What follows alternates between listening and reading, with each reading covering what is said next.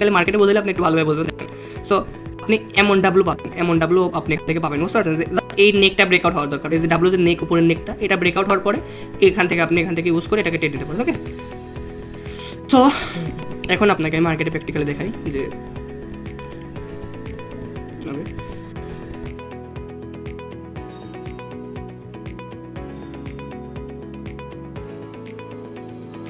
এখান থেকে মার্কেট আমার ডাউন আসছে, এখান থেকে ডাউন আসছে এক্সাক্ট ফল আসছে। সো দেখেন এই যে ডাউনে আসছে মার্কেট, আমাদের ডাউনে এখান থেকে ডাউন আসছে, রাইট, এখান থেকে উপরে গেছে, এখান থেকে এখানে আসছে ফল একটা, এখান থেকে উপরে গেছে। ওকে, সো এই দেখেন আমাদের এটা কিন্তু আমাদের একটা ডাব্লু, তাই না ভাই? ডাব্লু হয়েছে কিনা বলুন তো এখানে একটু ভালো করে দেখেন। আপনি কি ঘুমাচ্ছেন না? একটু উঠে বসে দেখেন।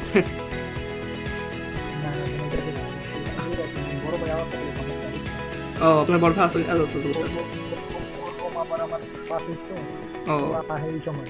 ও বুঝতে পারছি। দেখেন এখানে কি ডাব্লু হয়েছে ভাই? এখানে কি ডাব্লু হয়েছে?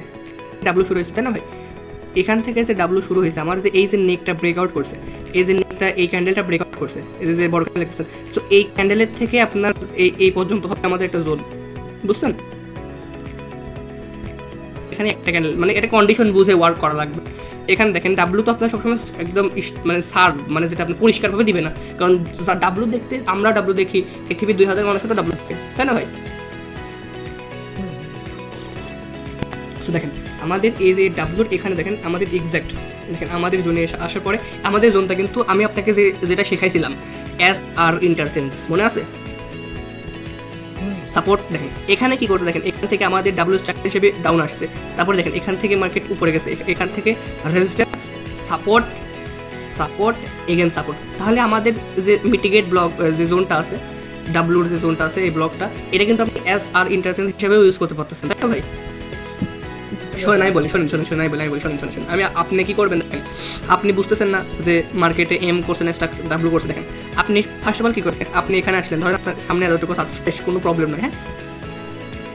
এবার আপনি নিজে আইডেন্টিফাই করবেন কেমনে গেছে। দেখেন মার্কেট আপনি দেখেন এখান থেকে ডাউনে এই পর্যন্ত আসছে, তারপরে এগেন উপরে গেছে এখান থেকে, তারপর এগেন এখানে ডাউন আসছে, অ্যান্ড দেন এখান থেকে উপরে গেছে, তারপর এখান থেকে রিটেস্ট করে তারপর মার্কেট এখান থেকে উপরে গেছে। সো কেমনে উপরে গেল, যে আমাদের যে ডাব্লু এই যে ডাব্লু স্ট্রাকচার, এটা আপনি ফার্স্টে আঁকাবেন। আমি যেমনভাবে আঁকাচ্ছি দেখেন এখানে ডাউন আসলো, আমি যেমনভাবে আঁকাচ্ছি সেম আপনি এমনি করবেন। দেখেন উপরে গেল, তারপরে এগেন ডাউন আসলো, তারপরে যে এই যে হাইটা ছিল ওই ক্যান্ডেলের হাইটা ব্রেকআউট করে ফেলবে, তাই না?